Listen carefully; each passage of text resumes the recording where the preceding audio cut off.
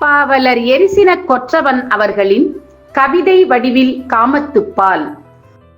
காந்தத்தின் தன்மையினை கண்களிலே கொண்டவனே, இருவிழியும் என்னுயிரை இரும்பாக்கி ஈர்க்குதடா. இன்னமுதின் தொன்சுவையை ஈரிதழாய் கொண்டவனே, உன்னதரம் குவிகையிலே உதிரத்துள்ளே வேர்க்குதடா. பாலாடை தேகத்தில் பூவாடை தந்தவனே, மேலாடை நீயாக மேனியனை கேட்குதடா.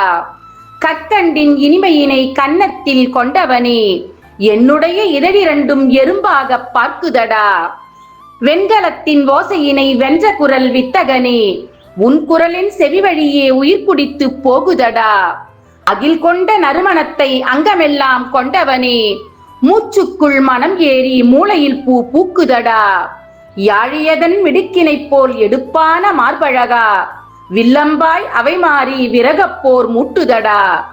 அற்புதங்கள் உருத்திரண்டு ஆணாகி வந்தவனே, பேரின்பம் எதுவென்றேன் உன் பேரெழுதி காட்டுதடா. உன்னை தழுவுகையில் உயிர் ததும்பி தெரிக்குதடா. பக்கம் மெல்ல விலகிவிட்டால் பசலை அள்ள துடிக்குதடா. உன்னை தழுவுகையில் உயிர் ததும்பி தெரிக்குதடா.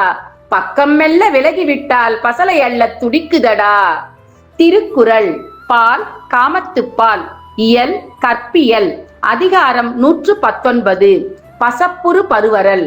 குறள் எண் 1187. புள்ளி கிடந்தேன் புடை பெயர்ந்தேன் அவ்வளவில் அள்ளிக்கொள்வற்றே பசப்பு. பொருள்: அவரை தழுவி கிடந்து பக்கம் கொஞ்சம் விலகினேன், உடனே பசலை என்னை அள்ளிக்கொள்வது போல மேனியெல்லாம் பரவிவிட்டது.